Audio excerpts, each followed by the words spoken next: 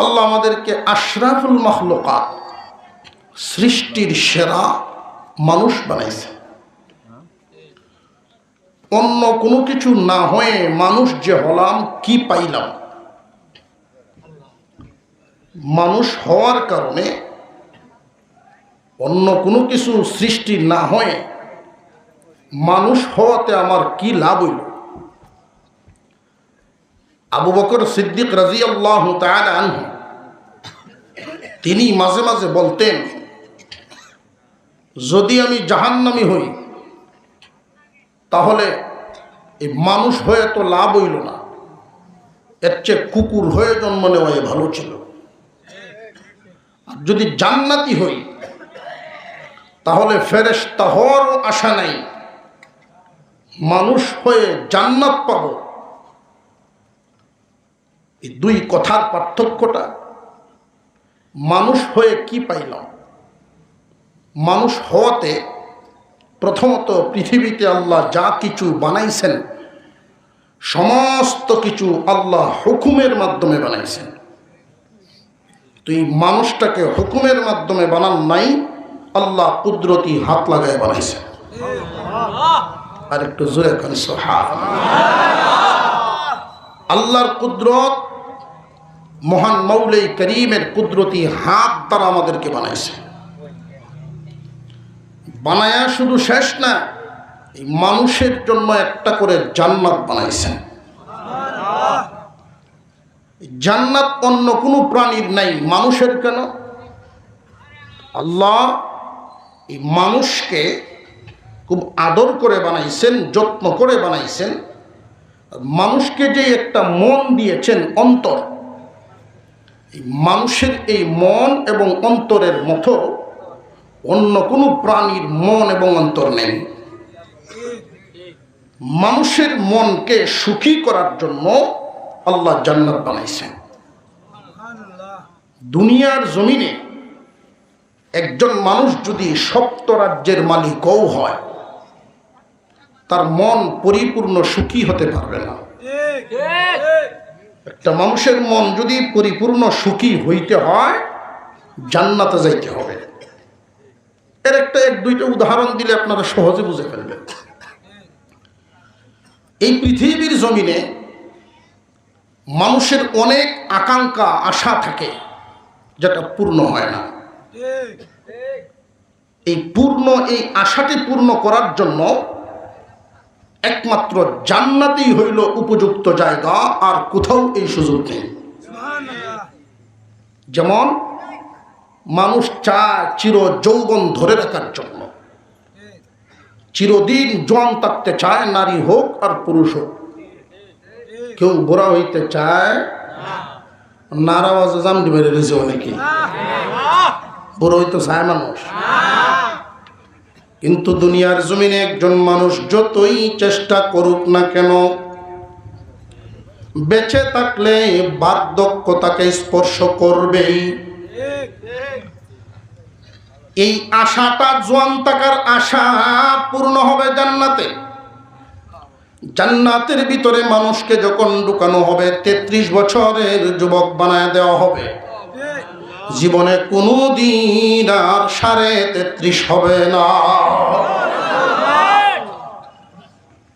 দুনিয়ার জমিনে মানুষের আকাঙ্ক্ষা, কোন রোগ বালাই যদি আমারে না ধরত, অসুস্থ হইবার চায় না কোনো মানুষ, কিন্তু দুনিয়াতে এই আশা পূরণ করা সম্ভব।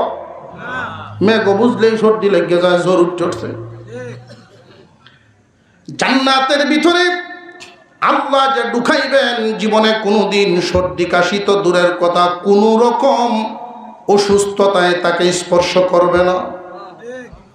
চির সুস্থ, চির যৌবন, চির সুখী একমাত্র জায়গা হইল জান্নাত। চির সুখের জায়গা একমাত্র জান্নাত।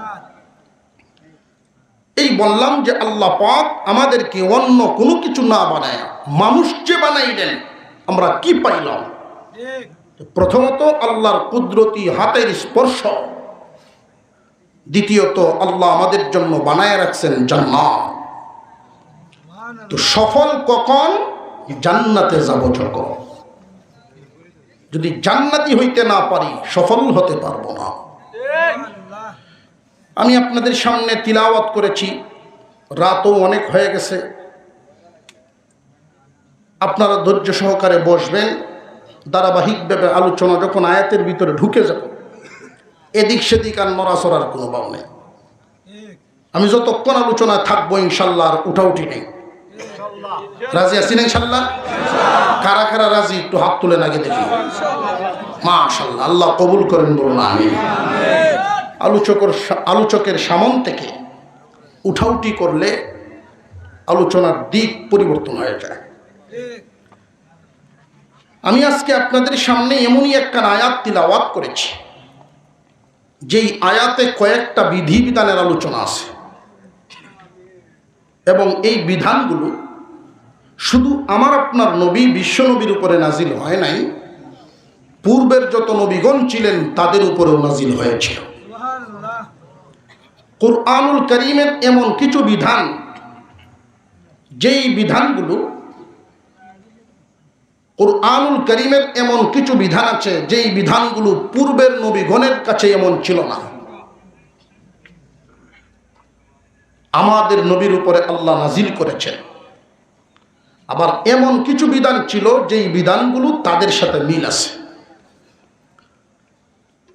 ইব্রাহিম আলাইহিস সালামের জামানার এমন কিছু বিধান, যেই বিধানগুলো মুসা আলাইহিস সালামের জামানায় এসে পরিবর্তন হয়ে গেছে।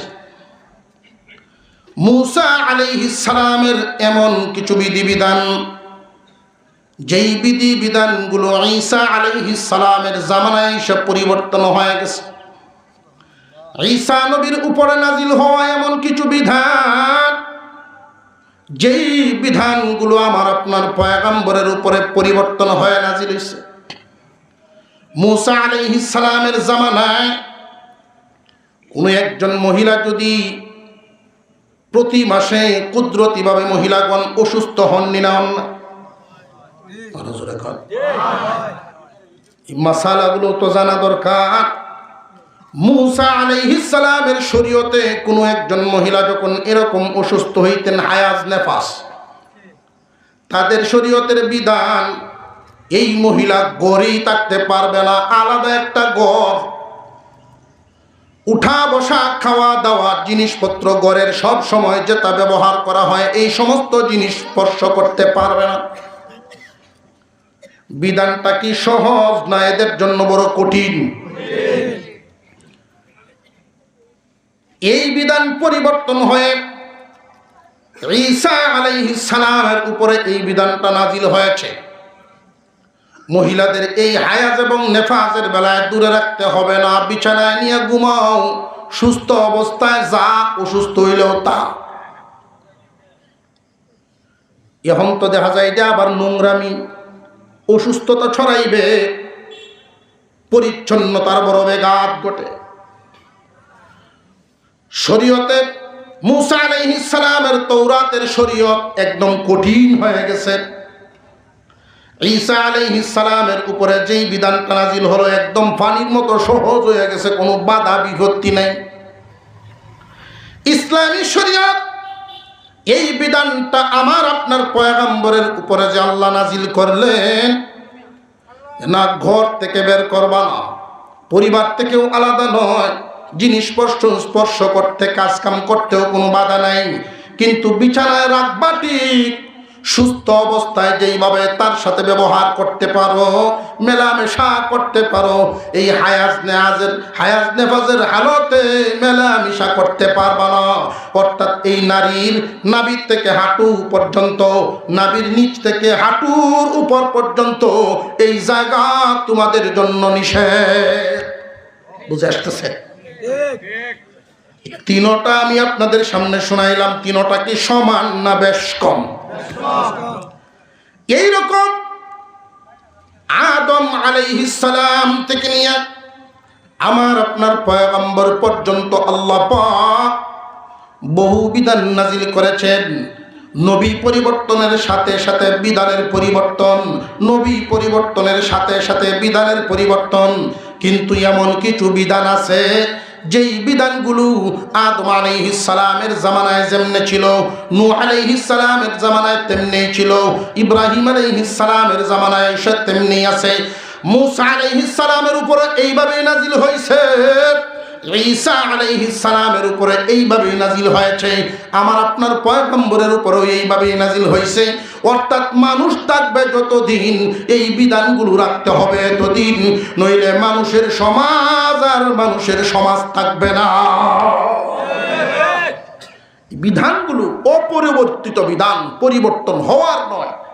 নবী পরিবর্তন হবে, এই বিধান পরিবর্তন হবে না। এই বিধানগুলো কি সাধারণ বিধান না অত্যন্ত জরুরি? অত্যন্ত।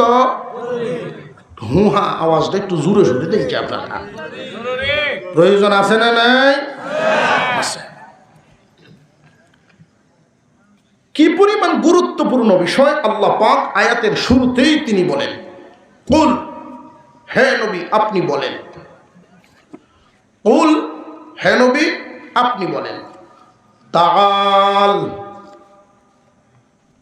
আরবি ভাষায় এই তাআল শব্দ দিয়া ডাকা হয়, এদিকে আসো, কাছে সম্বোধন করা হয়, তাআল এদিকে আসো। গুরুত্বপূর্ণ কোনো কথা বলবার আগেই মানুষকে ডাকা হয়, এদিকে আসো। কথাটা যদি গুরুত্ব না হয়, হালকা কথা হয়, তাহলে দূর থেকেও চিল্লায় বলা যায়। কথা বুঝে আসতেছে না? আর যদি কথাটা গুরুত্বপূর্ণ হয় তাহলে কাছে আইনা খুব যত্ন সহকারে বুঝায়া বলতে হয়, যেন ভুল না হয়। আমার আপনার পয়গম্বরের উপরে আল্লাহ পাক আয়াত নাজিল করে বিধান বলার আগে তিনি আদেশ দিলেন, তাআল, এদেরকে কাছে ডাকার জন্য। রে আমার জাতি, আপনার আমার পয়গম্বর ডাকতেছেন, রে আমার জাতি তোমরা আমার কাছে আসো। তাআলাউ আতলু মা হাররামা রাব্বুকুম আলাইকুম আল্লা তুশরিকু বিহি শাইআ। রে আমার জাতি তোমরা আমার কাছে আসো, গুরুত্বপূর্ণ কিছু বিষয় আলোচনা, গুরুত্বপূর্ণ কিছু বিষয় তোমাদেরকে শোনানো হবে, যেই বিষয়গুলো আল্লাহ তোমাদের উপরে হারাম করেছেন।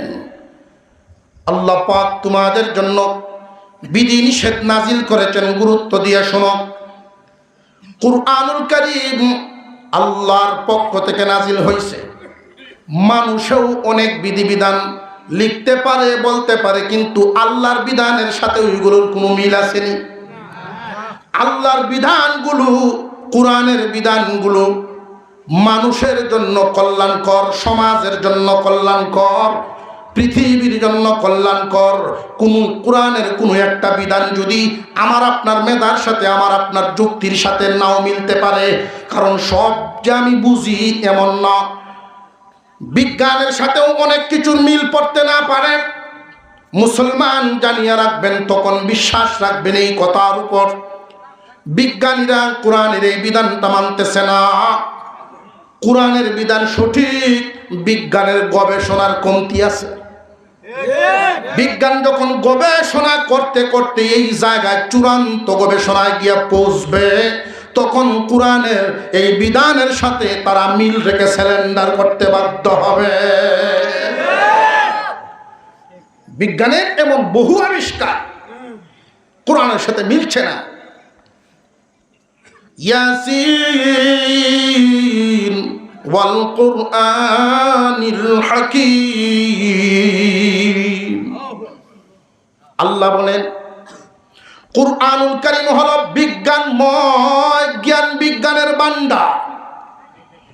মানুষ গবেষণা করে করে বহুত কিছু আবিষ্কার করবে, আবিষ্কার করে যদি দেখা যায় কোরআনের সাথে মিলে, বোঝা গেল যে এই আবিষ্কারটা পুরোপুরি কমপ্লিট পর্যায়ে গিয়া পৌঁছছে, যেহেতু আল্লাহর পক্ষ থেকে যা নাজিল হয়েছে এর সাথে মিলছে। যতক্ষণ পর্যন্ত মিলবে না ততক্ষণ বুঝতে হবে গবেষণা বাকি আছে। বুঝে আসতেছে? তাই বলে বিজ্ঞানকে কোরআনের বিধানের উপরে জায়গা দেওয়ার সুযোগ মুসলমানদের না। মুসলমানরা এই কথা বিশ্বাস করবে না। যদি কারণ অন্তরে এই কথা ঢুকে যায় যে বিজ্ঞানের গবেষণায় বড়, বহুত পণ্ডিত এমন আছে নামদারি মুসলমান, পরিচয় দেয় মুসলমান, অথচ কোরআনকে হালকা করে দেখে, এমন নামদারি মুসলমানদের ব্যাপারে কথা হলো এদের যে ঈমান নাই এতে কোনো সন্দেহ নেই।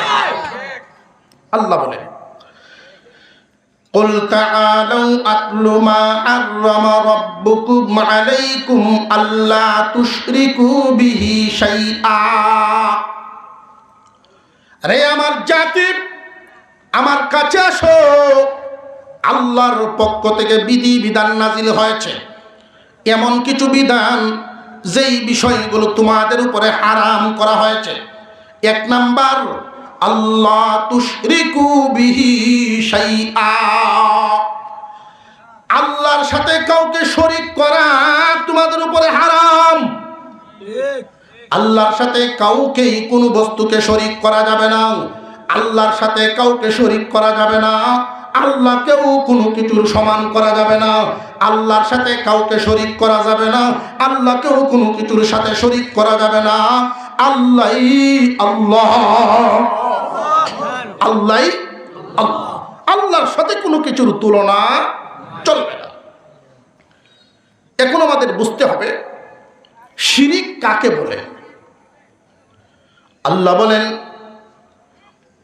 আদম নবীকে দিয়ে এই দাওয়াত দেওয়ানো হয়েছে, নূহ আলাইহিস সালামও এই দাওয়াত দিয়েছেন, এমন কোন নবী নেই যেই নবী এই দাওয়াত দেননি। বুঝতে হবে শিরিক কাকে বলে। শিরিক হলো এমন একটা গুনার নাম, যদি শিরিক থেকে মানুষ বাঁচতে পারে অন্যান্য গুনাহ তওবা করলে আল্লাহ মাফ দিবেন, সাজা কাটিয়ে হলেও কোনো না কোনো সময় মাফ পাইতে পারে, কিন্তু শিরিক করলে এই গুনার মাফ হবে না। শিরিক আল্লাহ মাফ করেন না।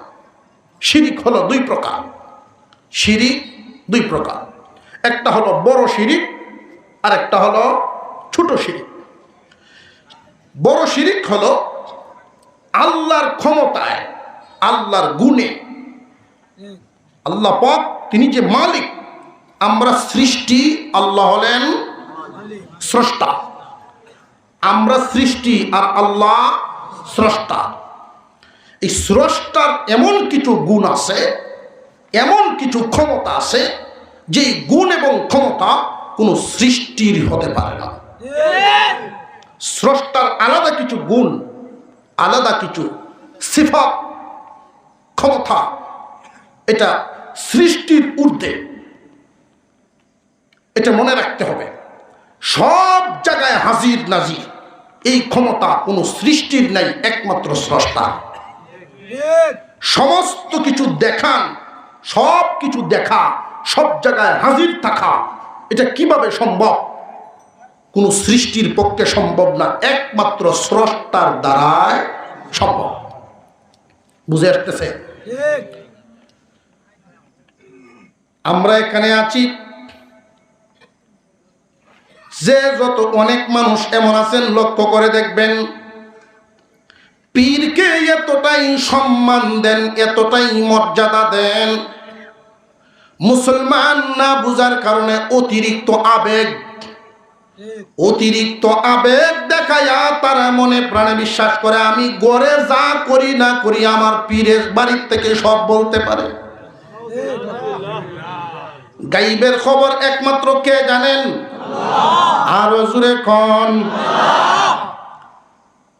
অনুপস্থিত, হাজির নন, সব কিছু, সকল কিছুর ইলম, জানা অজানা, আমরা যা জানি আর যা জানি না, সমস্ত কিছু জানেন একমাত্র আল্লাহ। আল্লাহ সব চাইতে উপরে। নবীগণ সব জানতেন না, আল্লাহ যা জানান নবীগণ তা জানতেন, আল্লাহ যা জানাইতেন নবীগণ তা জানতেন। আল্লাহর যেই ইলম, নবীগণের কি সেই ইলম নাকি? স্রষ্টার সৃষ্টির মধ্যে পার্থক্য থাকা চাই। আল্লাহ যা দেখেন কোন সৃষ্টি তা দেখতে, তবে হ্যাঁ মাঝে মাঝে কিছু কারামত ঘটে।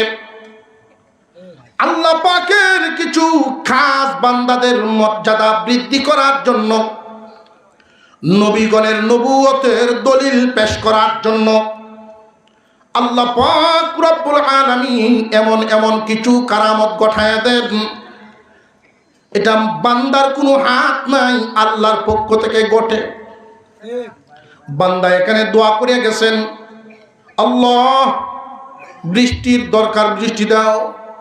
এখান থেকে উইটে যাইতে দেরি হয়েছে, বৃষ্টি আসতে দেরি নেই। কিছু কিছু মানুষ যাদের ঈমান শক্ত আছে, বুঝ শক্তি জাগ্রত আছে, তারা সাথে সাথে জবান দিয়ে উচ্চারণ করবে আলহামদুলিল্লাহ। বৃষ্টি পায় শুকরিয়া আদায় করবে কার? আরো জোরে কর। কিন্তু না বুঝার কারণে অতি আবেগে ফির বক্ত ইয়া এমনি দৌড় শুরু করবো ফিরের বাড়ি, যে বাবা আপনি কই করলেন দেখি তা মেঘটা কেমনে লামাইলেন গো বাবা? বুঝে আসতেছে মেঘলা মাইছেন মূলত কে? এই যে ঈমান কোন জায়গায় শয়তানে দুখা দিয়া ঈমান নষ্ট করে, এই বিষয়টা আমাদের খেয়াল রাখতে হবে। সমস্ত ক্ষমতার মালিক, সবার সকলের ঊর্ধ্বে ক্ষমতার মালিক একমাত্র কে? সকল ক্ষমতার মালিক কে? সকল গুণের মালিক আল্লাহ, ক্ষমতার মালিক আল্লাহ। এই বিষয়টা খেয়াল রাখতে হবে। আল্লাহর যেই গুণ, এই গুণ কোন সৃষ্টির নাই। আল্লাহর যেই ক্ষমতা, এই ক্ষমতা আর কেউ নাই। সন্তানাদি কারো আল্লাহ সন্তান দেন, কাউরে ছেলে দেন, কাউরে মেয়ে দেন, কাউরে উভয়টা দেন, কাউরে কিছুই দেন না। অনেক মানুষ দোয়া চাওয়ার জন্য অনেক মানুষ যায়, মাজারও যায়, পীরের কাছে যায়। সন্তান দেওয়ার মালিক কে? কোনো কিছু যদি চাইতে হয় কোথায় চাইবেন? আল্লাহ সূরাতুল ফাতিহার মধ্যে জানায়া দিয়েছেন, ইয়্যাকা না'বুদু ওয়া ইয়্যাকা নাস্তাঈন। একমাত্র তোমারই ইবাদত করি, তোমার কাছেই সাহায্য চাই। ইবাদত বলতে একমাত্র ইবাদত বলতে যা আছে কার জন্য? চাওয়ার জায়গাও যদি চাইতে হয় একমাত্র কার কাছে? এই আয়াতখানা সূরাতুল ফাতিহার এই আয়াতখানা দুনো প্রকার শিরিক থেকে বান্দাকে বাঁচার ইঙ্গিত দিচ্ছে। এই আয়াতখানা দেখো, উভয় প্রকার শিরিক থেকে নিজেরে বাঁচাইতে পারবা। আর শিরিক থেকে বাঁচাইয়া ঈমান লইয়া দুনিয়া ছাড়ো। সরিষার দানা পরিমাণ ঈমান থাকলেও আমি আল্লাহ তোমার জান্নাত দিব। উভয় প্রকারের শিরিক এই আয়াতের ভিতরে আছে। ইয়্যাকা না'বুদু ওয়া ইয়্যাকা নাস্তাঈন। একমাত্র তোমারই সাহায্য কামনা করি। সাহায্য একমাত্র কার? যা চাইবেন একমাত্র আল্লাহর কাছে চাইবেন। হ্যাঁ, উসিলা করা যায়, দোয়া চাওয়া যায়, পীর বুজুর্গ আলেম উলামা আপনার পীরের কাছে, বুজুর্গের কাছে, আল্লাহর ওলিগণের কাছে দোয়া চাইতে পারবেন। মনে রাখতে হবে দেওয়ার ভান্ডার একটা। বুঝে আসছেন? ঈমানকে ঠিক করা হলো এতক্ষণের আলোচনা। চাওয়ার জায়গা একটা, দেওয়ার জায়গাও একটাই। ছোট শিরিক, পয়গম্বর বলেন আমি আমার উম্মতের ব্যাপারে ছোট শিরিকের কারণে ভীত সন্ত্রস্ত। আমার উম্মতের ভিতরে ছোট শিরিকটায় আক্রান্ত বেশি হবে, উম্মত টের পাবে না। এই ছোট শিরিকটা কি? চাওয়ার জায়গা বুঝলাম একমাত্র আল্লাহ, কিন্তু ইবাদত দেওয়ার জায়গাও ইবাদত বলতে যা আছে একমাত্র কার জন্য হবে? قل تعالوا أتل ما حرم ربكم عليكم ألا تشركوا به شيئا। ও দোস্ত আমার, আপনার জাতিকে কাছে ডাকেন, কাছে আইনা গুরুত্বের সাথে বুঝায়া দেন আমি আল্লাহর সাথে যেন কোনো কিছুই শরীক না করে, কাউকে যেন শরীক না করে। আমি আল্লাহর জন্য যা একমাত্র আমাকেই দিবে, ভিন্ন কাউকে যেন না দেয়। ইবাদত বলতে আমরা যা বুঝি, ইবাদত গুলামি একমাত্র কার জন্য? আল্লাহর জন্য। না বুঝার কারণে অনেক সময় ফেস লাগিয়ে যায়। ইবাদত 3 ভাগে বিভক্ত। কয় ভাগে? ঘুমো আপনারা? আরো জোরে কোন? কয় ভাগে? 3 ভাগে। শারীরিক, আর্থিক। শারীরিক, আর্থিক। শরীর এবং অর্থ উভয়টা মিলে। হয়তো শারীরিক ইবাদত, না হয় আর্থিক ইবাদত, না হয় শরীর মাল মিললে ইবাদত। কয় জাত হইল? 3 প্রকার। এই বডির যত ইবাদত, নামাজ, রোজা, জিকির, কোরআন তিলাওয়াত, বডি দ্বারা যত ইবাদত, এটা বডির ইবাদত, শারীরিক ইবাদত। আর্থিক ইবাদত, যেই যে ইবাদতে মাল খরচ হয়, বডি লাগে না। যাকাত দিলে বডি লাগে না, মাল লাগে। কুরবা দিলে বডির মিল নাই, মাল। দান খয়রাত, মাল। মালি ইবাদত। বডির ইবাদত পাইলাম নামাজ, রোজা, জিকির, আজকার। মালের ইবাদত পাইলাম যাকাত, কুরবানি, সাধারণ দান খয়রাত। শরীর মাল উভয়টা মিললে আল্লাহর হুকুম হজ। অর্থও লাগবো, বডিও লাগবো। আছে না নাই? এই 3 প্রকারের ইবাদত একমাত্র কার জন্য হবে? জবান খুলে আওয়াজ দিয়ে কোন, কার জন্য হবে? ইয়্যাকা না'বুদু ওয়া ইয়্যাকা নাস্তাঈন। ইয়্যাকা একমাত্র তোমারই, রসুই দিয়া বুঝাইছে তোমারই, আর কেউ না। ইয়্যাকা না'বুদু, একমাত্র তোমারই ইবাদত করি। শারীরিক যত ইবাদত একমাত্র তোমার লাগে, আর কেউ কোনো কিছু উদ্দেশ্য নাই। মালি যত ইবাদত একমাত্র তোমার জন্যই, ভিন্ন কোনো উদ্দেশ্য নাই। শরীর মাল মিললে যত ইবাদত, অন্য কোনো উদ্দেশ্য নাই, একমাত্র তোমার জন্য। কিন্তু অনেক মানুষের ক্ষেত্রে দেখা যায় ভিন্ন অবস্থা। এই 3 প্রকার ইবাদতে শিরিক পাওয়া যায়। সুবহানাল্লাহ বলে, এখানে সুবহানাল্লাহ বলে।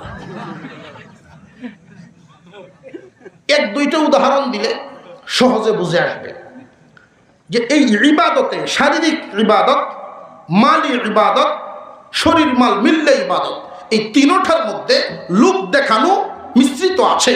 আল্লাহর রাসূল বলেন, লোক দেখানো ইবাদতেই ছোট শিরক।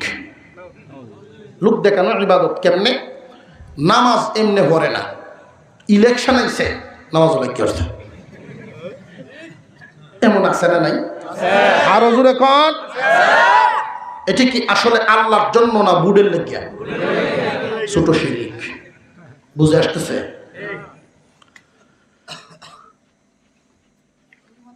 আত্মীয় করেছে হুজুরের সাথে, হুজুরের ছেলের কাছে তার মেয়ে বিবাহ দিছে। কোনো কারণে গেল বেড়া বেড়ানি, গপসপ করতেছে, আয়ত বছরটিয়া, আসরের আজান ধরছে, এমনি মুরব্বী ফুলামানরে ডাকতেছে, এই শাড়ি ফাটি লই আয়, বেওয়াই দিলে জমাটটা উড়ানি ঘুরে লাই। তখন বেওয়াই তো মুসরাইতেছে, কি সব বনাস করছে, কোন হেসে ঘুরে বললাম। বেওয়াই তো নামাজ পড়ে না।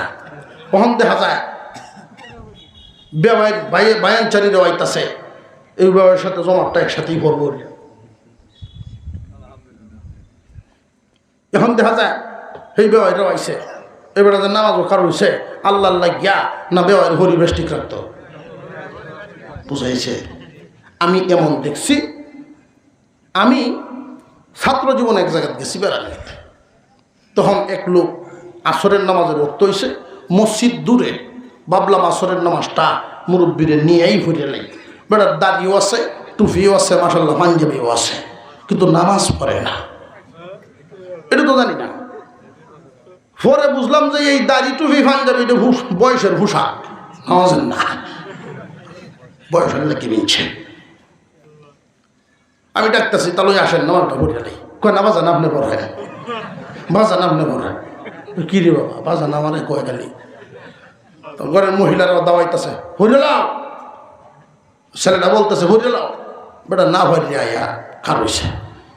আচ্ছা যা, 4 রাকাত নামাজ শেষ করে যখন সালাম ফিরাইছি, আমি ফিরাইছি ডাইন দিকে, হেবড়া ফিরাইছে হইল বাম দিকে। আমার ফিরেছে কাণ্ডটা করছে তো নামাজের শেষ পর্যায়ে, নইলে তো কারণ ফেসে দেখছি। সবচেয়ে আশ্চর্য হয়েছি, জিন্দিগিটা কই খাটাইলো। আমি সালাম দিছি, আসসালামু আলাইকুম ওয়া রাহমাতুল্লাহ, সালাম ফিরেছি, বেড়াকে ওয়ালাইকুম সালাম। এই জিন্দিগি কই কাটাইলো। এই যে বেটা নামাজটা বললো, এইরকম বহু নামাজি আছে আল্লাহকে খুশি করার জন্য বেকায়দা ধরে নামাজ পড়ে। ফুতের বউনা দাওয়ায়, আব্বা বুড়ো হইস, কত মানুষ মসজিদে আপনি যাইছে, হ্যাঁ তো বেটে যাইয়াম আর উদ্বেদ না ঘুমাইয়া, তোমরা তো বুঝো না। এরকম আছে না নাই? আল্লাহর জন্য নামাজ পড়ে না, বেকায়দাত পড়িয়া পরিবেশে পড়িয়া ইচ্ছার বিরুদ্ধে যায় নামাজও দাঁড়ায়। ছোট শিরিক, শারীরিক ইবাদতের মধ্যে ছোট শিরিক আছে না নাই? এবার আসেন মাল ইবাদতে, শুধু যে আল্লাহর জন্য মাল খরচ করে তা না, মানুষরে দেখানি উদ্দেশ্য। কুরবানির ঈদের দিন গোস্ত বানায় আর কয় আগামীতে বুঝায়াম কুরবানি কারে কয়, আগামীতে দেখাইব কুরবানি কারে কয়। ও কারে দেখাইব? এলাকার মানুষেরে। এটা তো বুঝাইতেছে কুরবানি আল্লাহর ইবাদত। ইখলাস যদি তোমার ঠিক থাকে যে আল্লাহর জন্য করতেছো, একটা ছাগল দিলেও আল্লাহর কাছে পাহাড় পরিমাণ বড় হয়ে কবুল হবে। আর ইখলাসে যদি গন্ডগোল হয়, বাজারও সবচেয়ে বড় গন্ডু কুন্ডা আইছে, এটা কেলা কিনছে যে ও মুহে কিনে বেড়া আরো বাজারও 2টা গুড়ান দেওয়া। আচ্ছা বুঝুক, মানুষ এখন একজন আর একজনরে ঈদ আইলে জিজ্ঞাসা করে যে কুরবানি দিছিলেন, কুরবানি কত দিয়ে কিনছিলেন। কুরবানি কিনার দ্বারা দনিরে কেমন এটা মাফে, ঠিক না? ঠিক। আগে মানুষে মাপতো, গিরস্তা কতখান বড় গে লাশ দেখতো, লাশ দেখতো না, লাশা দেখতে বুঝতো বনের লাশা, এটা দেখলে বুঝতো যে না তার কেতকিরি গিরস্তিরে কতখান বড় আছে। আর এখন অর্থ কোটি কি লাগাত আছে, এটা কুরবানি দিয়ে মারবে না। কুরবানি কত দিসলাই যদি কয় যে না মাশাআল্লাহ 1.5 লাখ টাকা কিনছিলাম, তো মাল আছে, হালালও আর হারামও টিয়া আছে, এটা বোঝা যায়। জানিয়া রাখবেন, যদি আল্লাহর জন্য কুরবানি হয়, দান খয়রাত হয়, যাকাত দেয়। অনেক মানুষ এমন আছে যাকাতের শাড়ি কিনে, লুঙ্গি কিনে, যাকাতের শাড়ি লুঙ্গির আলাদা দুহানি আছে, সাইনবোর্ড টাঙাইছে, এটা সুতা কম। জানিয়া রাখবেন, আপনি যদি সত্যি অভাবী ছিলেন, ধনী হয়েছেন, আল্লাহর দেওয়া মাল আল্লাহর রাস্তায় দিবেন, বিবেকটা কাটাইয়া। এইরকম কম সুতার কাপড় দিয়া দান খয়রাতের দরকার নাই। গরিবরা এটা নিবে, কয়েকদিন ভিন্দে দেখবেন পাপুস বানাইছে, সিরিয়াওয়ালায় দিছে। আর যদি আপনি যেই কাপড়টা পরিধান করেন পরিমাণে কম দেন, আপনার টাকা কম, কয়েকজনরে দিবেন, তবে মানের জিনিসটা দিবেন। আপনি যেই লুঙ্গিটা পরেন এমন মানের লুঙ্গি দেন, আপনার বিবিরে মারে যেই কাপড় চোপড় দেন এই মানের কাপড় মহিলাদেরকে দেন। দিলে হইব কি জানেননি? আপনি ধনী মানুষ 3 মাস লুঙ্গি একটা পরে আবার রাইখা দিলেন আর একটা আনলেন, কিন্তু আপনার এই দামের সমান লুঙ্গিটা যদি কোনো গরিব রে দেন, রে ভাই এই লুঙ্গিটা উনি 3 মাস পরে বাদ দিবে না। এই লুঙ্গিটা খুব যত্ন সহকারে ব্যবহার করবে।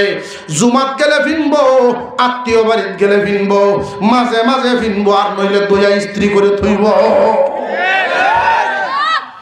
যে সমস্ত লোকেরা ধনী হওয়ার পরেও নজর নিচের দিকে যায়, কম দামা দিয়া মানুষরে বেশি দিত চায়, এর উদ্দেশ্য হইল ভিন্ন। টাকা কম, মানুষ হয়তো চায় বেশি, উদ্দেশ্য হয়তো বুট দরকার আছে। আগামীতে হয়তো ইলেকশন হয়, নইলে এত মানুষরে ভুয়ানিত দরকার না, তার সঠিক বেঠিক বোঝা দরকার। একজন মানুষ, আপনি ধনী ছিলেন না, এখন ধনী হয়েছেন, যদি এই গরিবদেরকে গরিব নজরেই দেখেন, তাহলে আমি মনে করি আমার মতামত হলো তোমারে আল্লাহ ধন দিয়া ধনী বানাইছেন, তুমি ধনের ধনী হইছ কিন্তু মনের দিকে এখনো মিসকিন, মনের দিকে এখনো ফকির রয়ে গেছো। তো শারীরিক ইবাদতের লোক দেখানো আছে, মাল ইবাদতেও লোক দেখানো আছে। যদি লোক দেখানো ইবাদত না করে, মাল যাকাত দিবা কেমনে বিধান এমনি দিবা, আলেমদের চাইতে জিগায়া পরামর্শ করিয়া মাল দিবা। কুরবানি একমাত্র আল্লাহকে খুশি করার জন্য দিবা। কুরবানিটাও দেওয়ান, কুরবানি যদি কবুলেই না হয় দিয়া লাভ কি? আল্লাহকে যদি খুশি করা উদ্দেশ্য হয়, তাহলে জবানে কথাবার্তা কেমন হবে লক্ষ্য করে দেখবেন। আর যদি আল্লাহ ছাড়া ভিন্ন কোনো উদ্দেশ্য হয়, এই কথাটি মুখ দিয়া বাহির হয়, অনেক মানুষ উত্তর দেয় দেখবেন কথায় কথায় বলে, এবার তো আমার যেই হালত কুরবানি দিলাম হয় না, খালি মায়া আছে দেখতে দিতাছি। আছে না না? খুব মায়া আছে দেখতে দিতাছে। এটা তো আল্লাহর জন্য না, মায়ার কুরবানি। কোন মানুষ এই কথা বলে শুধু শুধু ভোলাফান ছায়া থাকবো মানুষের ওজন নইলে কুরবানি দিলাম, এটা আল্লাহর জন্য দেয় না, ভোলাফানের কুরবানি। কুরবানি দিবেন মালের উপর একমাত্র আল্লাহর জন্য। কথা বুঝে আসতেছে? যে সাবজেক্ট, যে আয়াত পড়ছি, এক আয়াত এক সাবজেক্ট বা একটা বিষয়ের উপরে, এখানে 4-5টা বিষয় একটা আয়াতে, এক বিষয়ের উপরে অনেক সময় যেতেছে। শিরিক মুক্ত ঈমান, আল্লাহর সাথে কাউকে শরীক করা যাবে না। শিরিক কয় প্রকার বলছি, আরো জোরে কর। বড় শিরিক, ছোট শিরিক। বড় শিরিক হলো মনে প্রাণে আল্লাহকেই সবার চেয়ে বড় মনে করা। আল্লাহর যেই গুণ কোন সৃষ্টির সেই গুণ হতে পারে না। আর ছোট শিরিক হইল ইবাদতে অন্য কোনো উদ্দেশ্য ঢুকানো, অন্য কোনো উদ্দেশ্য ঢুকানো। কথাটা মনে থাকবে তো ইনশাল্লাহ? ছোট শিরিক বড় শিরিক উভয় থেকে যেন আল্লাহ আমাদেরকে হেফাজত করে। শারীরিক ইবাদতেও শিরিকের গন্ধ আছে। মানুষ লোক দেখেন না নামাজ পড়ে, নামাজ যা পড়বেন একমাত্র কার জন্য? মালি ইবাদত দান খয়রাত করবেন একমাত্র কার জন্য? শরীর মাল মিললে ইবাদত, হজ, এইদের মধ্যেও দেখা যায় লোক দেখেন না লোক করছে। হাজি সাহেবটা হলে চা খাওয়ায়, হাজি সাহেব না হলে মনে মনে বেজা। যদি কেউ হাজি সাহেবরা জিগায়, ভাই সাহেব কেমন আছো? ভালোই। আমি যে হজ করেছি তুমি মনে হয় শুনছ না, তুমি মনে হয় শুনছ না, এর দ্বারা বুঝাইতেছ যে হাজি সাহেবটা হলে না। আল্লাহ আমাদের সকলকে সহি বুঝ দেন, বলুন আমিন। এই যে শিরিক সংক্রান্ত আলোচনাটা করলাম, এই বিধানটা শুধু আমাদের নবীর উপরেই নাজিল না, যুগে যুগে সমস্ত নবীর উপরে আল্লাহ নাজিল করেছেন, সমস্ত নবীগণের উপরেই আল্লাহ পাক নাজিল করেছেন। এই বিষয়টা যখন জমিনে যখন শিরিকের সয়লাভ হয়ে যায়, আল্লাহ ছাড়া ভিন্ন জায়গায় মানুষ সেজদা দেয়, আল্লাহ ছাড়া ভিন্ন ব্যক্তির কাছে চাইতে থাকে, এইরকম শিরিকের মতো অপরাধ যখন জমিনে বেশি হইতে থাকবে, আল্লাহ নারাজ হয়ে আসমানি গজব নাজিল করে দেন। আল্লাহ নারাজ হয়ে আসমানি গজব নাজিল করেন। আসমানি গজব এটা শুধু এই না যে ফাতর হুরিয়া এলাকা সাদা হয়ে উঠছে, এরকমই না। আসমানি গজব অর্থাৎ আল্লাহর পক্ষ থেকে গজবটা, এর সুরত বহু ধরনের আছে। এর মধ্যে একটা গজব হইব, দেখবেন ভাইয়ে ভাইয়ে শত্রুতা, চাচা বাইস্তায় বেমিল, একটা গোষ্ঠীর মধ্যে একজন আরেকজনের দেখতে পারে না, আগের মিল মোহব্বত উঠিয়া যায়। বুঝে আসতেছে? আল্লাহর পক্ষ থেকে যেই গজব, এটা অনেক প্রকারের হয়। আল্লাহ যেন আমাদেরকে আল্লাহর পক্ষ থেকে গজব থেকে হেফাজত করেন, বলুন আমিন। এবার আসেন দ্বিতীয় বিধানে। অসুবিধা নেই তো? আমি আছি যতক্ষণ, আপনারাও কিন্তু আসুন ইনশাআল্লাহ। قل تعالوا أتل ما حرم ربكم عليكم ألا تشركوا به شيئا وبالوالدين إحسانا ولا تقربوا তাকতুলু আওলাদাকুম মিন ইমলাক নাহনু নারযুকুকুম ওয়া ইয়্যাহুম। 2 নাম্বার বিধান, রে যুবক কান পেতে শুনেন, যুবকদের জন্য এই বিধানটা। যাদের আব্বা মা দুনিয়ার জমিনে জিন্দা আছে, কান পেতে শুনো, তোমাদের বিরাট বড় নিয়ামত ঘরে আছে। মা বাপ এত বড় এক দৌলত, এত বড় নিয়ামত। যাদের আব্বা মা দুনিয়ার জমিনে আছেন, আল্লাহর দেওয়া বিরাট বড় নিয়ামত আছে। এই নিয়ামত সবার কপালে জুটে না, জুটে না। মানুষ বড় হওয়ার আগেই মা বাপ বিদায় হয়ে যায়, সংসারী হওয়ার আগেই মা বাপ বিদায় হয়ে যায়। বেশিরভাগ মানুষের ক্ষেত্রে এমন হয়। যাদের আব্বা মা চোখের সামনে আছে, তোমরা মনে করবা এটা আল্লাহর দেয়া বোনাস, আল্লাহর দেয়া নিয়ামত। মা বাবার খেদমতের মাধ্যমে তুমি দুনিয়া এবং আখিরাতের নিয়ামত পাইবা। ওয়াবিল ওয়ালিদাইনি ইহসানা। 2 নাম্বার বিধান, আমার আপনার পয়গম্বর বলেন, রে আমার জাতি, এই আমার উম্মত, তোমরা তোমাদের মা বাবার সাথে ইহসান পূর্ণ আচরণ করবা, দয়ার আচরণ।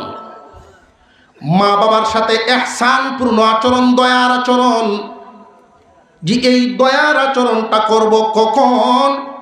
আল্লাহ এক আয়াতে বুঝায় দিয়েছেন, তারা বার্ধক্যে পৌঁছে যাবে যখন। কেন এই বিধান আল্লাহ দিলেন, কারণটা কি? আমি আগেই বলেছি, কুরআনুল কারীমের প্রত্যেকটা বিধান মানব কল্যাণে।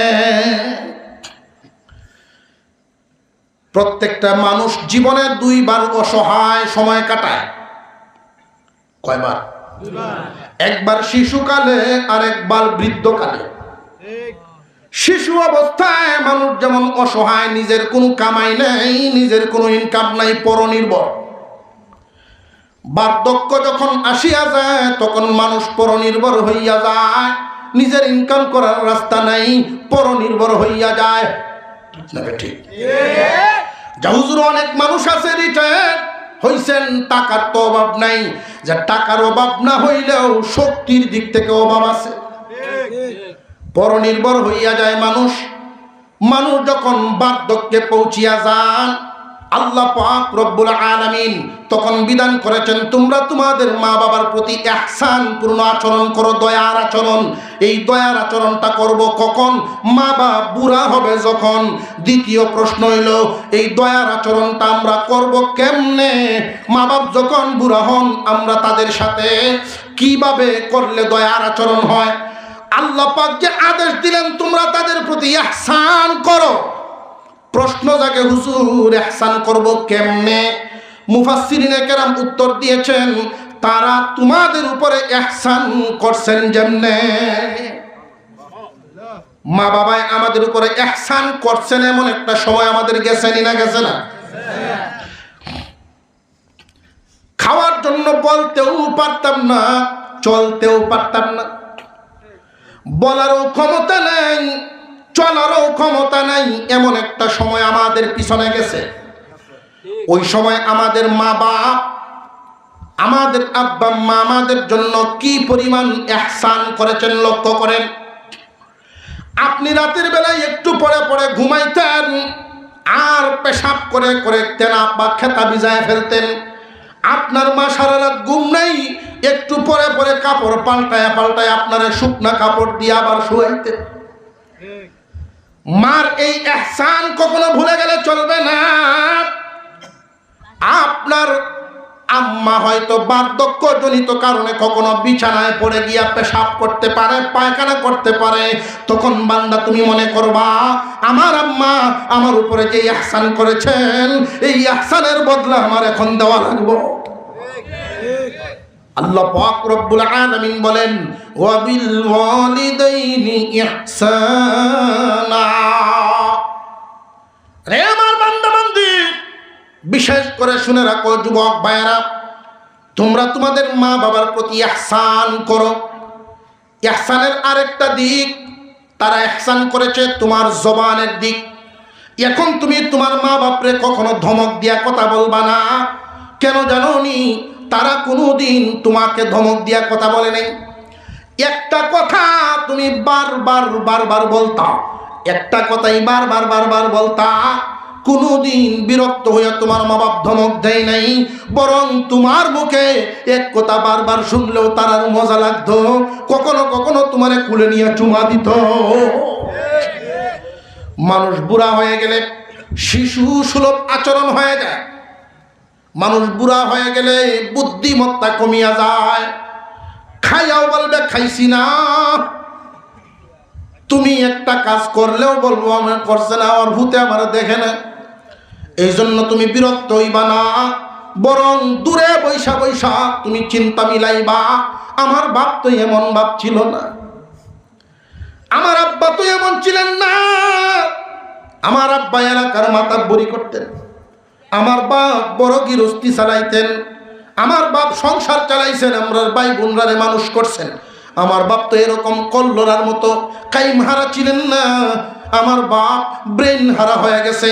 মনে করবা তোমার বাবা চূড়ান্ত পর্যায়ের অসহায়ত্ব চলতেছে, চূড়ান্ত পর্যায়ের অসহায়ত্ব চলতেছে। সেই সময়টার মধ্যে সন্তানের প্রতি আল্লাহর আদেশ, আসমানের নিচে জমিনের উপরে ওষুধ দিতেছে, আসমানের নিচে জমিনের উপরে মানুষের কাছে আল্লাহর পরেই মা বাবার জায়গা। পুরুষদের জন্য আল্লাহ এবং রসুলের পরে, আল্লাহ এবং রসুলের পরে পুরুষদের জন্য মা বাবার মর্যাদা, মা বাবার সম্মান। কোনো কারণে যদি পরিস্থিতি এমন হয়, স্ত্রী সন্তান পরিবার পরিজন নিয়ে আছে, সিরিয়াল যদি দেওয়া লাগে, প্রথমেই আমার আপনার অন্তরে ভালোবাসা থাকবে আল্লাহর পরেই রসুলের, এরপরের সিরিয়াল যে দিবেন আপনজনদের, রসুলের পরেই মা, এরপরে বাবা। কথা বুঝে আসতেছেনি?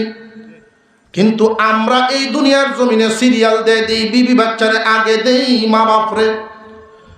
বিবি বাচ্চা আর মা বাবা, এই যে দুইটা অবস্থা। অনেক পরিবার এমন আছে সন্তানাদি নিয়ে সংসার করে মা বাবারে দূরে সরায়া দেয়। পরিস্থিতি যদি তোমার জন্য এমন দাঁড়ায় রে ভাই কখনো, যে মা বাপরে কাছে রাখতে গেলে বিবি চলিয়া যায়, আর যদি বিবিরে রাখতে হয় মা বাপরে আলাদা করণ লাগে। পরিস্থিতি যদি এমন হয়, বিবির জবান দিয়া যদি কখনো এমন কথা বের হইয়া যায়, তোমার মা বাপরে নিয়ে যদি থাকবার হয়, আমারে ছাড়িয়া দাও, আমি এই মা বাপ লইয়া থাকতে পারবো না, এমন হুরহুরির সাথে আমি থাকতাম না। এখন কি করবেন বান্দা? কুরআনের বিধান, শরীয়তের বিধান কি? আপনি চেষ্টা করবেন উভয় পক্ষে নিয়ে থাকার জন্য। বান্দা জানিয়ে রাখবেন, বিবি হারাইলে আবার বিবি পাওয়া যায়। আপনি ছাড়িয়া দিলে এই বিবিরও আবার স্বামী মিলবে। কিন্তু মা বাপ যদি হারায় ফেলেন, মা বাপ পাবেন না। এই মা বাবায় তুমি সন্তান থেকে দূরে গেলে তারারও আর সন্তান মিলবে না। আল্লাহর বিধান হলো মা বাবারে ছাড়বা না, প্রয়োজনে বিবি ছাড়বা, মা বাপ ছাড়বা না। বুঝে আসতেছে? আপনার হাতে একটা আপেল, আমরা আমাদের সন্তানদেরকে কলিজার টুকরার মতো মহব্বত করি। সন্তানদের মুখের বুলি শুনলেই কলিজা ঠান্ডা হয়ে যায়। একটা আপেল নিয়ে ঘরে গেলেন, বারান্দায় গিয়ে দেখেন আপনার মা বসা, আপনার মেয়েটাও বসা। বাবার কাছে মেয়েরা কিন্তু বড় আদরের। আপেল একটা দিবেন কার হাতে? মার হাতে দিবেন নাকি মেয়ের হাতে দিবেন? এই মুহূর্তে শরীয়তের বিধান হলো মেয়ের চাইতে তোমার মা আপন। বিধানটা বুঝছেন? ওয়াবিল ওয়ালিদাইনি ইহসানা, তোমরা তোমাদের মা বাবার প্রতি ইহসান করবা। জবানের ইহসান, সাবধান সাবধান, তাদের সাথে ধমকের সুরে কথা বলবা না, বিরক্তির আওয়াজে কথা বলবা না। এমন ভাবে কথা বইল না যেই কথাটা তাদের অন্তরে ধাক্কা দেয়। সাবধান সাবধান, জবানের দিকে কন্ট্রোল থাকবা, আচার ব্যবহার খেয়াল করবা। তুমি যখন ছোট ছিলা, খানা খাইতে গিয়া এক জাত দিয়া খাও না, আরেক জাত ব্যবস্থা করতো, আরেক জাত দিয়া খাও না। ছোট বাচ্চারে খাওয়াইতে গিয়া মা বাবা আরেক জাত ব্যবস্থা করে। খাবারের প্লেটটা নিয়ে দেখবেন অনেক সন্তানের মা এমন আছেন, সন্তানের পিছনে পিছনে দৌড়াইতে থাকে, এক রুম থেকে আরেক রুমে যায় খাওয়াইতে খাওয়াইতে, আরেক রুম থেকে আরেক রুমে যায় খাই না, ঘর থেকে বাহিরে যায় মায় তাল লইয়া পিছে পিছে দৌড়ে। তোমারও এমন দিন গেছে, মা বাবা যখন বার্ধক্যে পৌঁছে যায় মুখের রুচি কইমা যায়। তুমি খেয়াল করবা তোমার মা তোমার বাবা কেমন খাওয়া দাওয়া করে। যদি রে ভাই দেখো তরি তরকারি দিয়া কম খাইতেছে, তুমি বাজার থেকে খালি কলাই নয় এক গুড়াই না রাখো, এক মুঠ ভাত তোমার আব্বা আম্মা বেশি খাইতে পারবো। তোমার জন্য কি চিন্তা করতো, কেমনে তোমার পেট ভরানো যায়, আমার বাচ্চারে আমি কেমনে খাওয়াইয়া বড় করতাম। তোমারও চিন্তা থাকতে হবে, আমার মা বাপরে কেমনে পেট ভরাইয়া খাওয়াইয়া রাইখা বুড়া অবস্থায় সুখ শান্তি দিয়ে আমি কবরে দিতাম। তোমার আচার আচরণের মাধ্যমে, তোমার ব্যবহারের মাধ্যমে যদি সন্তান জানিয়ে রাখো, রে যুবক, তোমার আচরণ তোমার ব্যবহারে যদি তোমার মা বাপ খুশি হয়ে তোমার জন্য দোয়া করিয়া যায়, আল্লাহ তোমাকে দুনিয়ার জমিনে নিয়ামত দিবেন। দুনিয়ার জমিনে নিয়ামত দিবেন তিনটা, আখিরাতে নিয়ামত দিবেন একটা। এই মোট চারটা নিয়ামত মা বাবার প্রতি ইহসান করা যে আল্লাহ আদেশ দিলেন। আল্লাহ বলেন প্রথম কথা শিরিক করবা না, দুই নম্বরে মা বাবার সাথে বেয়াদবি করবা না, ইহসান পূর্ণ আচরণ করো। অনেক মানুষ মা বাবার সাথে সম্পর্ক ভালো না, বিভিন্ন দরবারে যায়, ফিরাউলিয়ার দ্বারা যায়, দোয়ান্ত কসম করে বলতে পারি খানায় কাবার গিলাফে ধরে কানলেও দোয়া কবুল হবে না। কারণ তোমার দোয়ার সিন্দুক তো ঘরে, ঘরের সিন্দুকে তালা লাগায়া দুনিয়া ঘুরলে না। অনেক মানুষ আছে মা বাপরে কান্দায়া কবরে পাঠাইছে, কলিজায় আঘাত দিয়ে কবরে পাঠাইছে। বাইয়েন বড় হইছে, মা বাপ বুড়া বুড়ি, এদের কোনো মূল্যায়ন নেই। বাইয়েনরা নিজেরা বুদ্ধি পরামর্শ করিয়া এলাকার মায়ামাতবর লইয়া সারা সম্পত্তি যা আছে সব বন্টন করে লয়ে গেছে। মা বাপ বুড়া বুড়ি দুইজন উঠানের মধ্যে বৈশা চোখের পানি সারে আর কান্দে। তিল তিল করে সংসারটা টুকরা টুকরা হয়ে গেল। অবশেষে মা বাপ নামক দুইজন মানুষ যে উঠানের মধ্যে বসা আছেন, এই দুইজনকেও বন্টন করে ফেলে চার ভাই মিলে। মায় খাওয়াইব এক ভাই, মারে খাওয়াইব 1 মাস, আরেক ভাই বাবারে খাওয়াইব 1 মাস। বুড়া বুড়ি মানুষ অসহায় অবস্থায় প্রতিবাদ করার ক্ষমতা নাই, কিন্তু এদের ভিতরে শিডর চলতেছে, এদের ভিতরে তুফান চলতেছে, বুক ফাটা কান্না চলতেছে, বুঝাইবার মতো জায়গা নাই। কেন জানেননি? কিসের বুক ফাটা কান্না? তুমি সন্তান হইয়াও বুঝলা না। এই যে দুইজন মানুষ কবুতরের জোড়ার মতো সংসার করেছেন, তোমার আব্বা যদি বাজার থেকে আসতে দেরি হইতো বইয়া থাকতো একসাথে খাওয়ার জন্য, তোমার আব্বা হাওড় থেকে আসতে যদি দেরি হইতো তোমার মা অপেক্ষা করতো একসাথে খাওয়ার জন্য। আজকে এই খাওয়ার জন্য বুঝি দুইজন মানুষের দস্তরখান আলাদা করছো। মার সামনে যদি ভালো কোনো খাবার দেয়, বুড়ার কথা মনে হইব খাওন যাইতো না, জুড়ে খাইব। বুড়াই যেই জায়গায় খাইব বুড়ির কথা মনে হইব। সাবধান, তোমরা তোমাদের মা বাবার মন বুঝে এদের সাথে ইহসান পূর্ণ আচরণ করো। ইহসান পূর্ণ আচরণ করবা। কেমনে? তারা তোমাদের উপরে ইহসান করছেন যেমনে। আল্লাহ পাক, যুবক মনে রাখবেন, আল্লাহ তাআলা নিয়ামত দিবেন। মা বাবার ভাগ্য সন্তানের জন্য 4টা পুরস্কার। কয়টা পুরস্কার?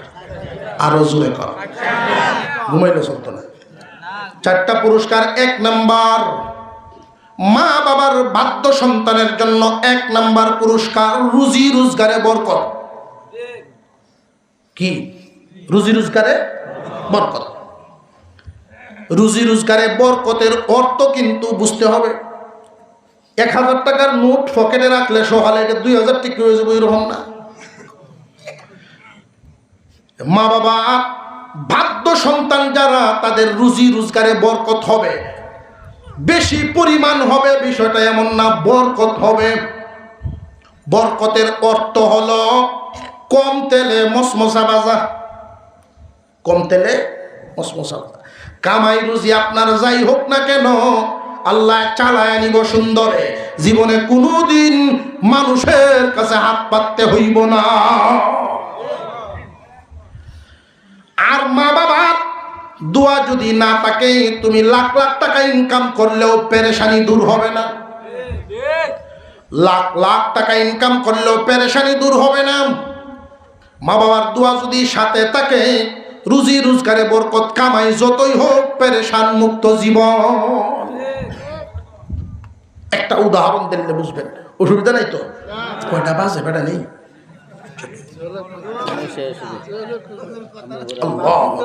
সাড়ে 12টার উপরে হয়ে গেছে, আর কয়েক মিনিট।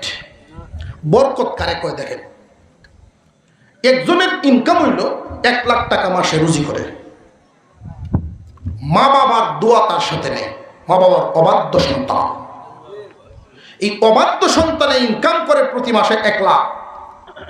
আর একজন বাধ্য সন্তান আছে পাশাপাশি বাড়িতে, তার ইনকাম 8 থেকে 10,000।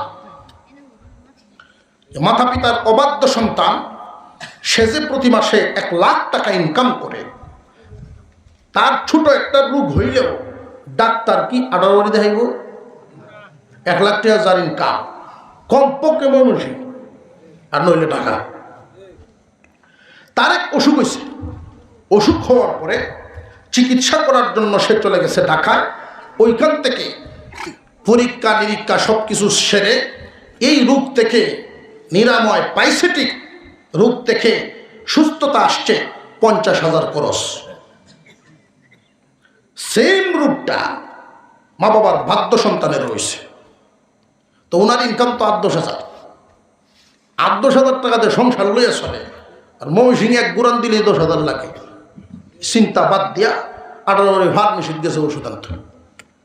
তো ফার্মেসিও নাই, কয় তোমার কপালটা ভালো মিয়া। কেমনে? যে আমার ছোটবেলার এক বন্ধু স্কয়ার বারডেমে রুগী দেখে, সে বড় ডাক্তার, এদিকে ঘুরতে আসছিল, আমার ফার্মেসিতে বসে চা খাইতো, আই দেখা দিই। বরকত যদি সাথে হয়, দূরের ডাক্তার কাছে হয়।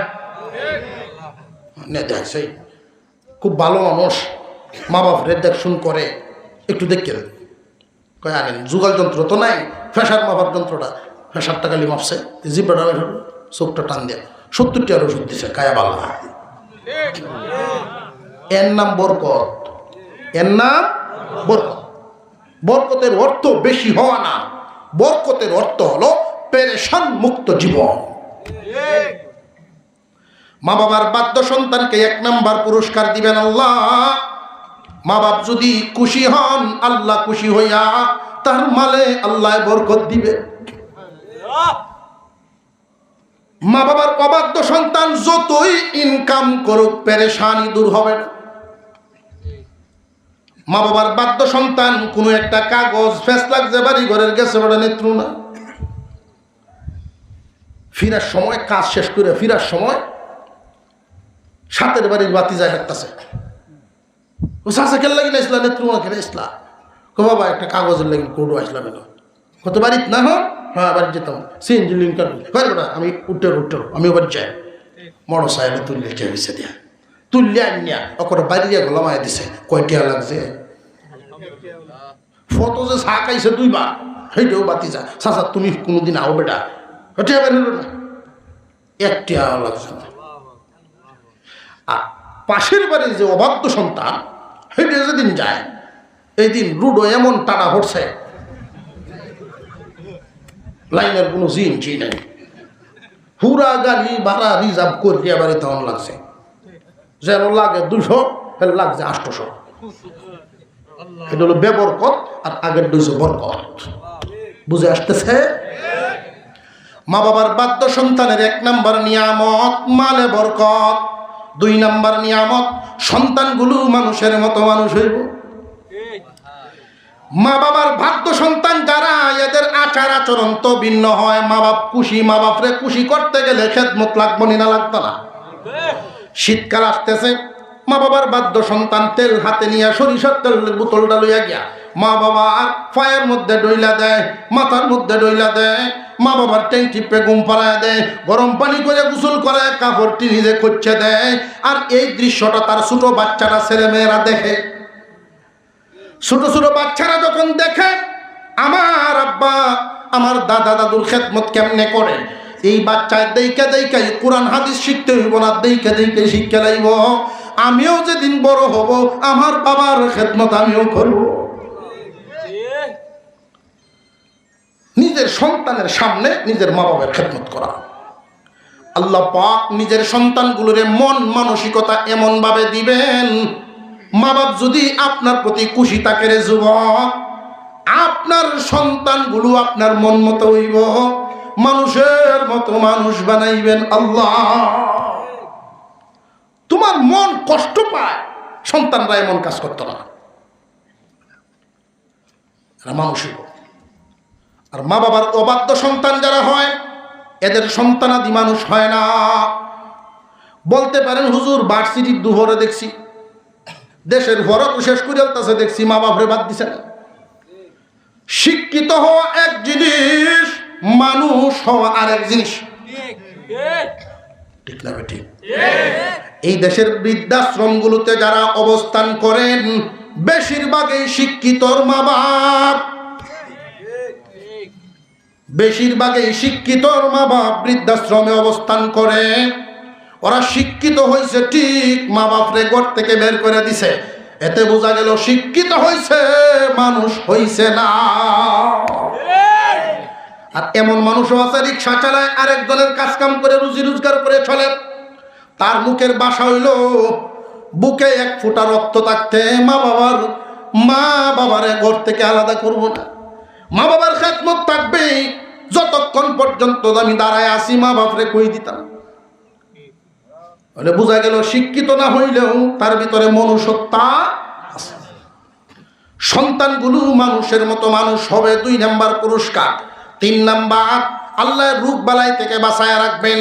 মা বাবার বাধ্য সন্তানকে আল্লাহ কঠিন কোনো রোগে আক্রান্ত করবেন না, বিছানায় লম্বা সময় ফেলায় কষ্ট দিবেন না, যেই রোগ হইলে মানুষ তারে ঘৃণা করে এমন কোন রোগ দিবেন না। আর মা বাবার অবাধ্য সন্তান, মা বাবার বদ্ধ যারা উপরে লাইগে গেছে রে, মা বাপরে কষ্ট দিয়া যারা কবরে দিছে, এরার লাগিন দুনিয়াতে স্বাস্থ্যের কষ্টও থাকবো, রোগ বালায় ছাড়ত না। দুনিয়ার জমিন থেকে বিদায় হওয়ার পরে যেই পুরস্কারটা আল্লাহর পক্ষ থেকে মা বাবার বাধ্য সন্তানের জন্য, মার নামে একটা বাবার নামে একটা, জান্নাতের 2টা দরজা খোলা, যেটা দিয়ে ইচ্ছা ওইটা দিয়ে জান্নাতে ঢুকবে। মা বাবার অবাধ্য সন্তান মা বাপরে যদি কষ্ট দিয়া থাকে, সাবধান হয়ে যাও, সাবধান হয়ে যাও। মা বাপ যদি তোমার ব্যবহারে কান্দে রে ভাই, আমলে তোমার নিতে পারবে না, জান্নাতের দরজা বন্ধ। আল্লাহর হুকুমের পরে, শিরিকের পরেই আল্লাহ বলেন ওয়াবিল ওয়ালিদাইনি ইহসানা, মা বাবার সাথে উত্তম আচরণ, মা বাবার সাথে ইহসানপূর্ণ আচরণ করবা। মা বাবার দোয়া এত দামি এক দৌলত, মা বাবার দোয়া এত দামি এক দৌলত। আমাদের অনেক ভাইয়েরা এমন আছেন যে মাতা পিতা খেদমত করার ইচ্ছা আছে, কিন্তু কিছু বাধার লাগিন পারে না। বাধা হইল বুঝতেছেন না? এই তো আমরা বিপদ হলা দিতেছি, কি বিপদ হলা দিতেছি না? তো কিছু কিছু ক্ষেত্রে হেডমাস্টার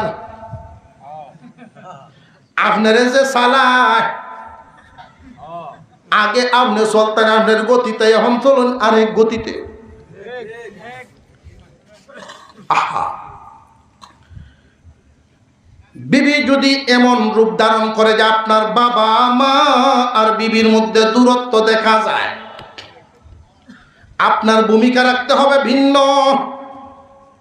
যদি 1-2 দিন ভূমিকা রাখতে পারেন, দেখবেন অটোমেটিক ঠিক হইয়া যাইব।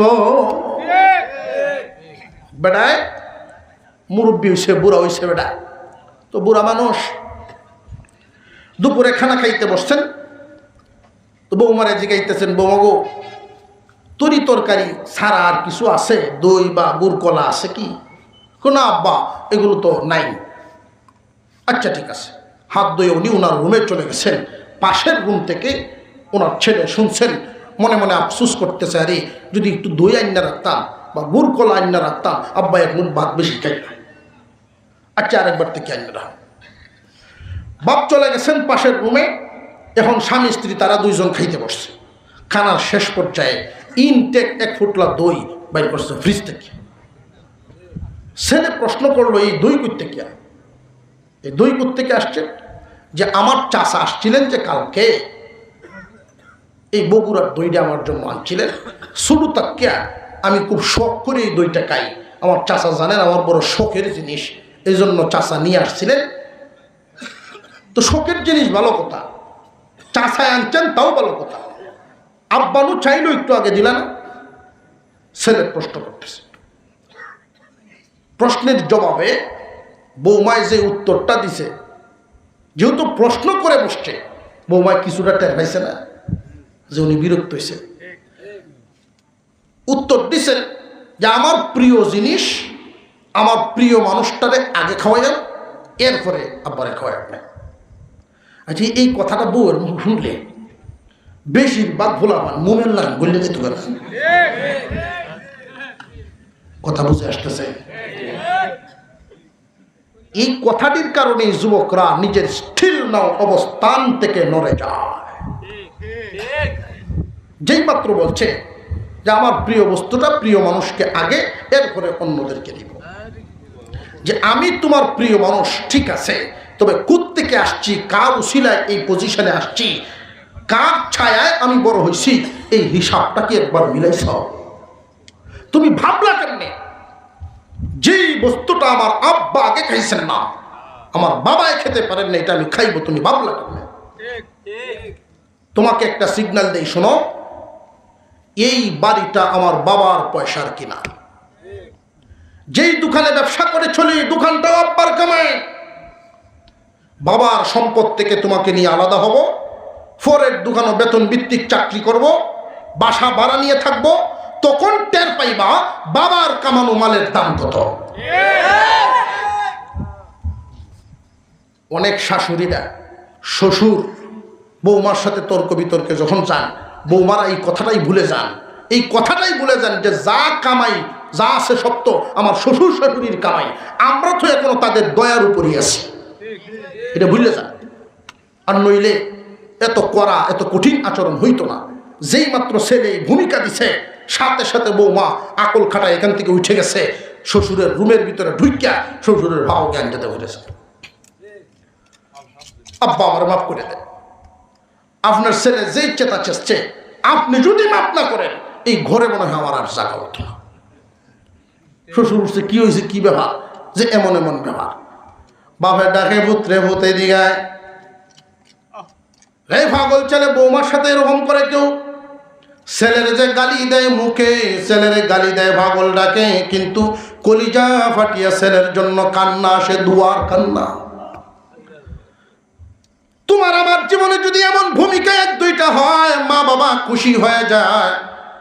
মা বাবা যেন এটা বুঝতে পারে, বিবি যতই সুন্দর হোক না কেন, তোমার যত বড় খাদেমাই হোক না কেন, মা বাবা চাইতে আপন হতে যেন না পারে। তোমার দিলের ভিতরে মা বাবার সব চাইতে সম্মান, মা বাবার প্রতি শ্রদ্ধা, ওইটা যেন বুঝতে পারে। জীবনে কোনো দিন হালকা হইবা না। মা বাপরে তুমি যদি উপরে রাখো, তোমার বিবি তাদের খেদমত করতে বাধ্য।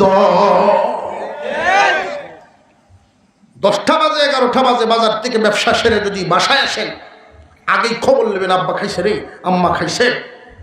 দৈনিক মা বাবার সাথে সকাল বিকাল সাক্ষাৎ করা, একান্তে মা বাবার সাথে মাঝে মাঝে সময় দেওয়া।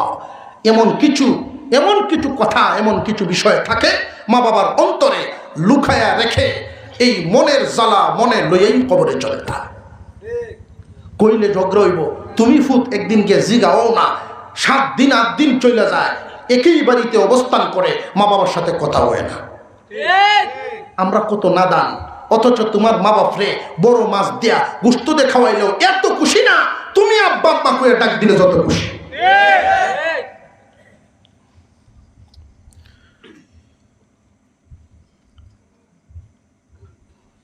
ছোট বাচ্চারে, ছোট একটা মেয়ে হয়েছে, এই মেয়েরে আম্মা আম্মা ডাকে।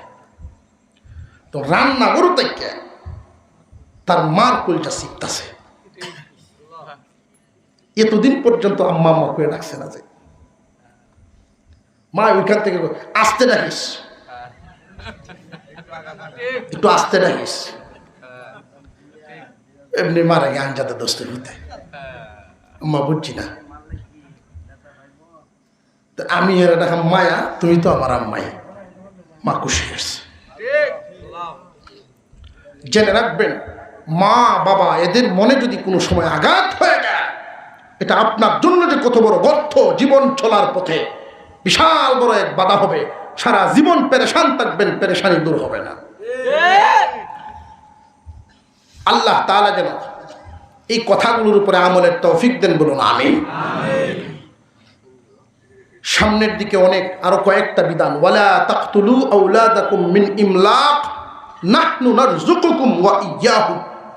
তোমরা তোমাদের সন্তান হত্যা করো না, তোমরা তোমাদের সন্তানাদি হত্যা করো না রিজিকের ভয়ে, ভরণ পোষণের ভয়ে।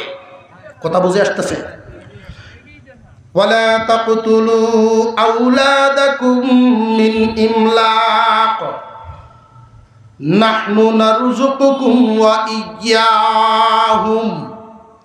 তোমরা তোমাদের সন্তান হত্যা করিও না রিজিকের ভয়ে, ভরণ পোষণের ভয়ে। নাহনু নারযুকুকুম ওয়া ইয়্যাহুম, আমি আল্লাহ তোমরারে রিজিক দেই, তোমরারে আমি খাওয়াই, তারারেও আমি খাওয়াইব। কথাটা কার? আরো জোরে কর। কোটিপতি মানুষ, এক ছেলে এক মেয়ে, দিন আনে দিন খায় 10টার মা বাপ। এমন আছে না নাই? যারা একটা ছেলে একটা মেয়ে, এই আইন এই বিধানের উপরে বিশ্বাসী, এদের জন্য বলি, যে সমস্ত মানুষই কথাটা বলে একটা ছেলে একটা মেয়ে যথেষ্ট, একটা হইলে বালা হয়, আমি মনে করি তোর মতো ভূত না হইলে বালা হয়। এরকম না হইলে তো আরো বালা, আরো কমলো। রিজিক দেওয়ার মালিককে আল্লাহ। রিজিক আমরা মনে করি দান চাউল, রিজিকের অর্থই আমরা জানি না, রিজিকের অর্থ জানি না। অনেক দেশ এমন আছে, লক্ষ্য করে দেখবেন, দেশটা ছোট কিন্তু সম্পদের অভাব নেই। আমাদের দেশেই বলেন, অন্যান্য দেশেই বলেন, আল্লাহর দেওয়া রিজিক যদি হয়, আল্লাহ যদি খুশি হন বান্দার প্রতি, মহান মাওলা বলেন রিজিক দিব আমি। রিজিক আসলে দেন কে? আল্লাহ। তোমাদেরকে আমি খাওয়াইব, তাদেরকেও আমি খাওয়াইব। আমরা একটা হিসাব মিলাই, সমাজের বাস্তব একটা চিত্র। আপনারা হা না ঠিক বেঠিক বলবেন, হিসাবটা মিলাই। অনেক যুবক এমন আছে, মাথার চুল কাটার পয়সা বাপের তেন্ত নেই, আছে না নাই? চুল কাটার পয়সা যাওলে হাবরা কয়দিন করাইছিন বাপে, এখন ঘুরে আর কায় চুল কাটার পয়সা ফহেদ করস বাপের তো নেই। এখন বাপ তো খুব যন্ত্রণাত আছে এর লিয়ে। তো ফারার একজন মুরব্বী আছে, তার কাছে গেছে, সাজি আপনার এই নাতিটা লইয়া খুব বেকায়দাত আছে। কি দে কোন নাতি দেয়া? যে বড়টা তোলে আবার তখনও আছে, মাজ্জাটা লইয়া খুব বিহুদ আছে। এটা কথাবার্তা শুনে না, ডাক দয় শুনে না, দান বেচ্চা টেয়া পয়সা যা দিব না কিছু রেখে দেয়। এই হালতের মধ্যে আছি বাবা, কিতা করতাম? চুল কাটার পয়সাটি পর্যন্ত আমার তো নেই, কোনো একটা কামও লাগতেছে না। যদি কই যায় আমার সাথে আলো আয় গৃহস্থিতা, করতেইব 9টা বাজায় ঘুমোতে উঠে। তখন মুরব্বী বেড়া একটা বুদ্ধি দিছে। যে কি বুদ্ধি? কয়টা বেহরা হেলা,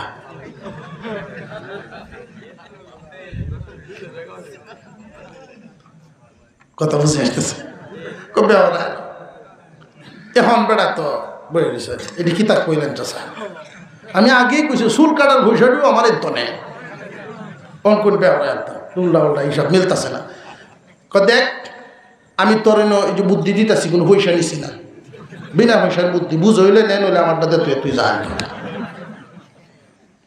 তো বেড়া গেছে ভাই গিয়া বিবি সাহেবের সাথে আলাপ করতেছে, সাহায্য তুই তা কইয়ে দিছে কি করো। তো মা বেশিরভাগ কিন্তু ফুলাইনরে গল লো আনিল লাগিন, ফুতাইনরে যাতে গল লো হইতে পারে বেল লাগিন খুব পাগল তাই বেটি বুড়া বিন দেখছে। তুই কই যাস? আমার জানাশোনা 2-4 মেয়ে আছে, একটু ঘুরাতে দেখি আই। বেটি রাজি, কি করবো যা লাগিয়ে বান্ধে বেসাদি করা যাচ্ছে।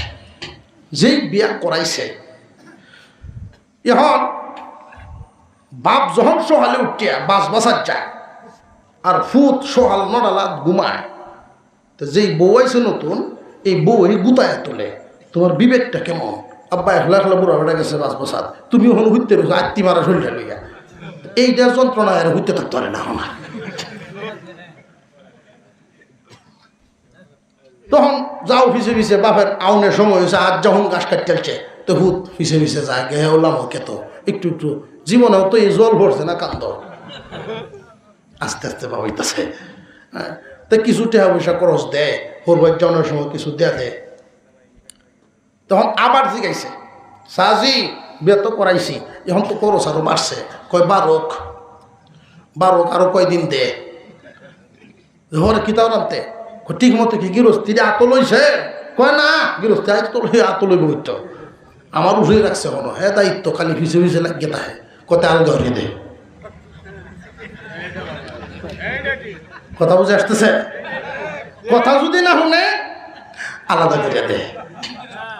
আগে যদি আলাদা করতি বেটা না করাইয়া তো কই গেল একটা টেনশন তার লয়, কোনহানো কই যায় না যায়। কিন্তু ওহন যে এই গাঠটি দেহের কান্দ দেওয়া হয়েছে, এই গাঠটি লয়ে কই ঘুরবো। কথা বুঝে আসতেছে?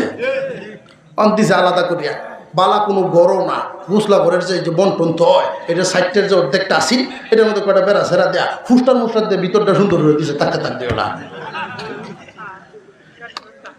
এখন কি করবা? বউয়ের এটা ক্যাঞ্চে আলাদা, বৌমা তুমি চিন্তা হইল না, তোমার যে বেলা যেটা লাগে তোমার হৌরির টেন কইবা, চাউল টাউল দিলে পেশায় হাতে দিছে, তুমিও বাস থাকতো না, হ্যাঁ রে মাঝে মাঝে লটকায় তুইবা। তো বউ কি কেবা বিচার দিব? মা যদি জিগায়, বাপে যদি জিগায় ও জিতে কেমন আসস, না বালাই চলতাছি, আমার হৌরি আলাদা খুশি হয়ে আমরা আলগা উঠছে, দেখ শুনো করে, আচ্ছা যা নিজের ভাই কারক। দাওয়ারের দিন আইয়ে তখন গিয়ে কাজ কাম করে, কিছুটা করে নিজেরা চলার মতো, এই ঠেললে টুললে চলা ফেরা।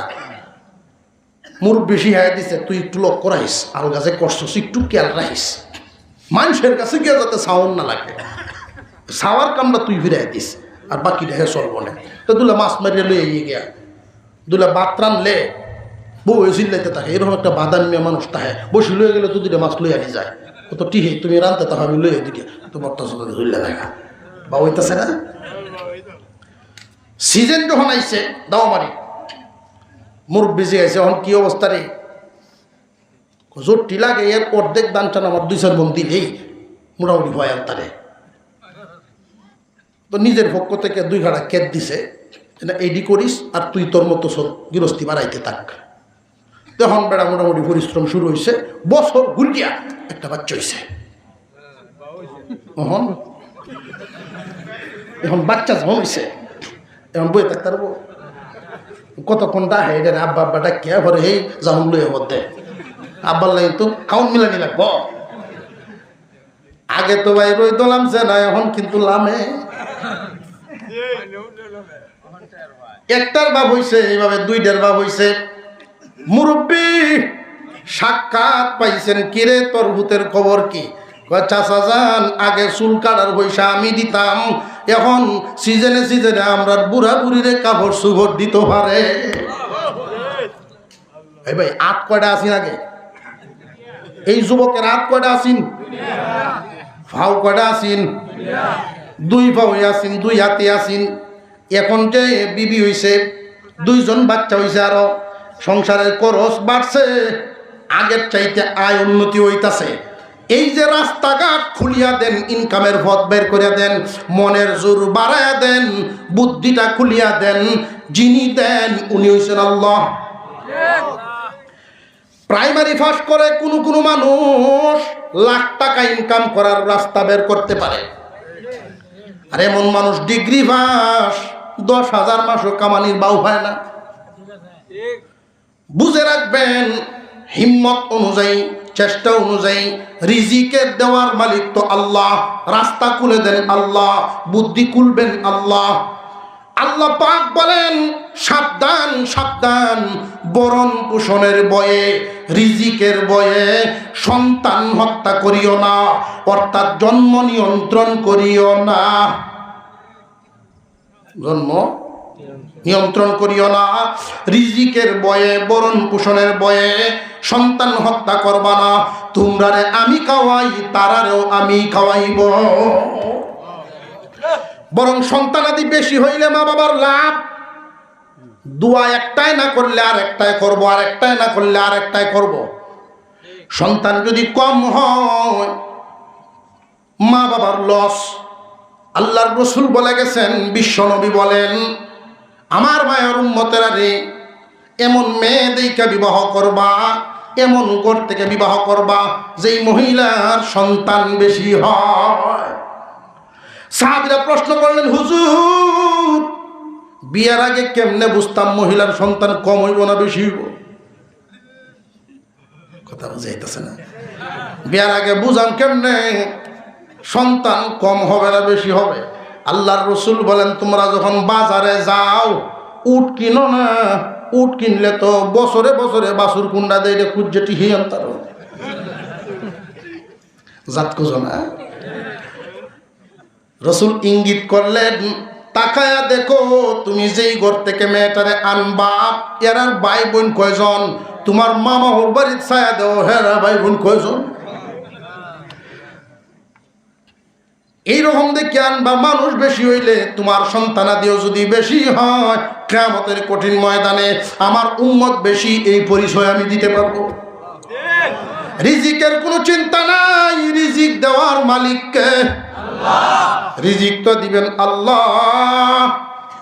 বরং তোমার সন্তানাদি বেশি হইলে সে দুনিয়াতে আসার আগেই তার রিজিকটা তোমার ঘরে আল্লাহ পাঠাইবে। কার রিজিকে কে খায়, কার রিজিকে কে খায় কেউ জানে না। কোন মানুষ এমন আছে সাগর থেকে মাছ ধরে মাছ মারে, আবার বাজারে নিয়ে বিক্রি করে, নদীর থেকে মাছ ধরে বাজারে নিয়ে বিক্রি করে। এই লোকের সাথে কেউ মাছ মেরে পারে না। হঠাৎ খবর আসছে তোমার মেয়েটা মারা গেছে, হাউমাউ করে কান্না শুরু করছে। আজ থেকে বুঝি মাছ ধরা বন্ধ হয়ে যাবে। কেন? অন্যদের যেই হাল আমারও এই হাল হইব, এই মেয়ের রিজিকে আমি মাছ পাইতাম। কার উসিলায় কি হয় কেউ জানে না। আল্লাহ পাক যেন আমাদেরকে এই কথাগুলো মনে রেখে চলার তৌফিক দেন। হ্যাঁ, আপনার বিবির যদি শারীরিক ফিটনেস না থাকে, বিবির যদি শারীরিক সমস্যা থাকে, যে সন্তান নিলে রিস্ক আছে, তার জান খতরার মধ্যে পড়তে পারে, তার জানের ঝুঁকি আছে, এই অবস্থায় আপনি ঘেপ নেন, দূরত্ব তৈরি করেন, সময় নেন, তাকে ফিটনেস ফিরে আসার সুযোগ দেন। আর যদি দেখা যায় শারীরিকভাবে সুস্থ, তাহলে সন্তান নেন, এতে কোনো সমস্যা নাই। সন্তান নেন, মানুষ করবেন তো আল্লাহ তাআলা।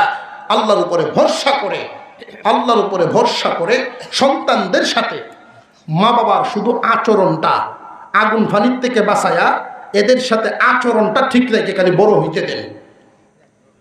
তো আমরা তো আচরণও ঠিক থাকে না। সন্তান লালন পালন কিছু আচার আছে না, সুন্দর একটা নাম দাও, এই নাম সারা জীবন সুন্দর করে ডাকো। কিন্তু আমরা সুন্দর নাম দেই ঠিক, দাহি না। মা বাপে সন্তানের নাম সুন্দর করে রাখে ঠিক, নাম রাখছে কামরুল ইসলাম। এই বাপের জীবনে কয়েকদিন যে পুরা নামটা কামরুল ইসলাম কয়ে ডাক দিছে আল্লাহ জানে, কয়েকদিন হয়তো হইব, পুরা নাম রাখে না। বেশি তো বেশি কামরুল, আর মেজারটা খারাপ হলে তো কামরুল লিয়াই। ঠিক না? ঠিক। এই ছোট বিষয়গুলো আমরা খেয়াল করি না। আস্তে আস্তে খুব ধীরে ধীরে সন্তানকে আমরা মস্তিষ্ক বিকৃত করছি, তাকে আমরা বেয়াদব বানায় তুলতেছি, খিটখিটে মেজাজের বানাচ্ছি। সন্তানকে উচিত সুন্দর নাম সুন্দর করে ডাকা, তুমি বলে সম্বোধন করা, হ্যাঁ প্রতিপন্ন তুচ্ছ তাচ্ছিল্যপূর্ণ শব্দ দিয়ে না ডাকা। প্রত্যেকের সন্তান নিজের কাছে শাহজাদার মতো। সন্তান 10টা হোক, এদেরকে যদি এইভাবে আপনি লালন পালন করতে পারেন, আদব বলা হবে, আপনার সোনার সংসার পরে দেখবেন এই বাজার কত সুন্দর। আল্লাহ পাক যেন আমাদেরকে আমলের তৌফিক দেন, বলুন আমিন। এই বিষয়গুলো অনেক লম্বা, আরো বেশ কয়েকটা রয়ে গেছে। প্রথম থেকে যে আলোচনা এই পর্যন্ত আসছি, 1 নাম্বার আলোচনা করলাম আজকে শিরিক মুক্ত থাকা। শিরিক মুক্ত থাকা। শিরিক কয় প্রকার? বড় শিরিক, ছোট শিরিক। বড় শিরিকটা ধারণ করব অন্তরে, আল্লাহর সাথে কাউকে শরীক নেই, আল্লাহর ক্ষমতা সবচেয়ে বেশি, আল্লাহর গুণ সবচেয়ে বেশি। এই আল্লাহর যত গুণ, আল্লাহর যত ক্ষমতা, এটা কোনো সৃষ্টির হতে পারে না। আল্লাহর জন্য যত ইবাদত করব, শারীরিক মালি শরীর মাল মিলিয়া যত ইবাদত একমাত্র এক নিয়তে করব, আল্লাহকে খুশি করার জন্য। মনে থাকবে ইনশাল্লাহ। এরপরের বিধানের আলোচনা করেছি মাতা পিতার সাথে ইহসানপূর্ণ আচরণ করা, মা বাবার মন বুঝে, মা বাবার মন জয় করে সব সময় চলার চেষ্টা করা, মা বাবাকে খেদমত করে খুশি রেখে তাদের মনটা জয় করে যদি বিদায় দেওয়া যায়, সন্তানকে আল্লাহ নিয়ামত দিবেন, মালে বরকত, সন্তান মানুষ হবে, সুস্থ হায়াত পাওয়া যাবে, মৃত্যুর পরে আল্লাহর তৈরি জান্নাত। এরপরের বিধানটা হলো সন্তান হত্যা করিও না, জন্ম নিয়ন্ত্রণের মাধ্যমে, রিজিকের ভয়ে সন্তান হত্যা করিও না। অন্য কোনো কারণ থাকলে সেটা ভিন্ন, তোমার বিবি অসুস্থ সেটা ভিন্ন ব্যাপার। দিনদার কোন ডাক্তার যদি বলে যে ফিটনেস নাই, গ্রহণ করবেন, তখন ব্যবস্থা নেবেন। আর যদি শারীরিক সব ঠিক থাকে, শুধু বরণ ভূষণ, এর দ্বারা কোন জিনিসটা বোঝানো হয়েছে, অনেক মানুষের ধারণা হইল হ্যাঁ খালি জন্ম দিলে বের বেরি বের হইলে মানুষ করবে কি ভাই, কয়নি না, কয় না। বহু মানুষ অকথ্য ভাষায় কয়, কই যে করবো শরীরাঙ্কালি ওইটাছে ছাগলের বাচ্চার মতো, তারা মানুষ করবে কি ভাই। যারা মানুষ করার চিন্তায় পেরেশান হয়েছে, দেখা গেছে এরা দিয়েও মানুষ হয়েছে। লক্ষ্য করে দেখবেন, একটা ছেলে একটা মেয়ে শুধু মানুষ হয়ে যায়। ধনী বাবার সন্তান, এক বাপের এক পুত, এলাকার নেশাখোরের সম্রাট, এমন নজিরও আছে। আল্লাহ পাক রব্বুল আলামিন রিজিকের জিম্মাদার নিয়েছেন, আমাদের কোনো চিন্তার কারণ নেই। আল্লাহ তাআলা আমাদেরকে আমলের তৌফিক দেন, আমরা বলি আমিন। বছরের